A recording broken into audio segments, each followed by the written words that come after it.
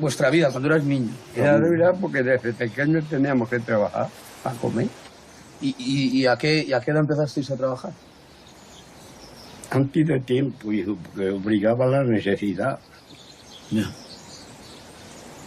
Muy jóvenes. Jóvenes, yo con 9 años.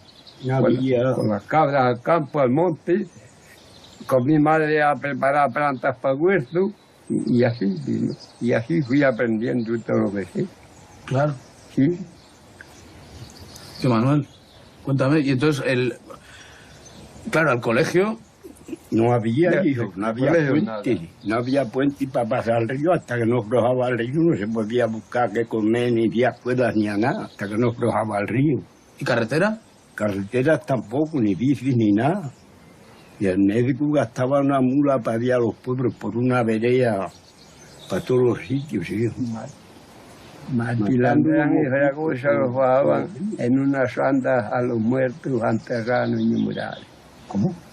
Los aldeaban con una sábana en unas andas que llamaban de palo.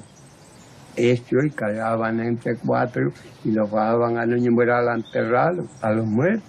Contadme cómo era vuestra casa.